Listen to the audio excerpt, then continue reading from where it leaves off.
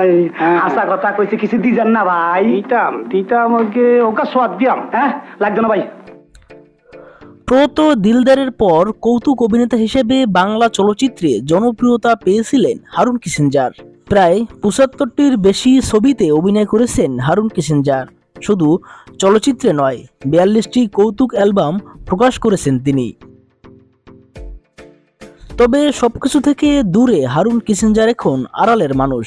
আগের মতো তার সিনেমায় ব্যস্ততা নেই, নিজেকে ব্যস্ত রেখেছেন ভিন্ন কাজ দিয়ে।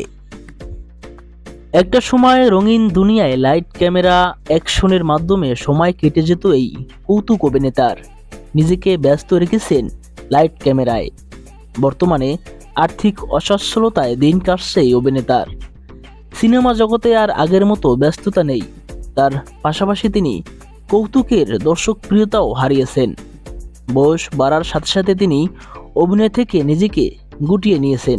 তার কারণ জানালেনও তিনি বলেন, মানুষ কৌতুক দেখে বিনোদনের আশায়, সেই বিনোদনটা এখন নেই।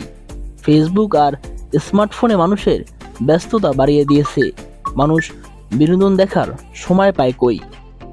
এতদিন কাজ করে এসে আমি তো দাঁড়ে দাঁড়ে গিয়ে কাজ চাইতে পারি না। আর এখন সিনিয়র অনেক শিল্পীর হাতেও কাজ নেই। এসব নিয়েও কারো কোনো মাথা ব্যথা নেই। সবাই শুধু ফেসবুক গরম করার তালে ব্যস্ত। চলচ্চিত্রে কৌতুক অভিনেতাদের প্রসঙ্গে হারুন কিসিঞ্জার আরও বলেন, মানুষ ছবি দেখে বিনোদনের আশায়। কৌতুক শিল্পীরা চলচ্চিত্রে বিনোদনের অপরিহার্য অংশ। তাদের আনন্দময় উপস্থিতি গল্পটাকে পূর্ণতা দেয়। কিন্তু তারাই আজকের দিনের চলচ্চিত্রে অবহেলিত। কিন্তু কেন?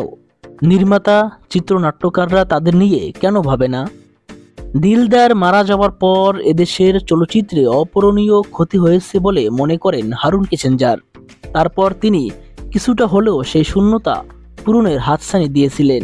এরপর জামাই শ্বশুর ছবিতে অভিনয় করে তুমুল জনপ্রিয়তা পান তিনি। বলেন, এই ছবিটি আমাকে সবচেয়ে বেশি প্রশংসা এনে দিয়েছে। ঢাকার বাসিন্দা হারুন কিসিঞ্জার 2 মেয়ে ও 2 ছেলের জনক। তার বড় মেয়ে স্বামীর সঙ্গে ইতালি থাকে, আরেক মেয়ে বিয়ে দিয়েছেন দেশেই। এক ছেলে নাটক, টেলিফিল্মের ভিডিও এডিটর হিসেবে কাজ করছেন। ছোট ছেলে লেখাপড়া করছে। কথা শেষ করার আগে হারুন কিসিঞ্জার বলেন, আমি আর্থিকভাবে আল্লাহর রহমতে বেশ সচ্ছল, আমার কোনো অভাব নেই।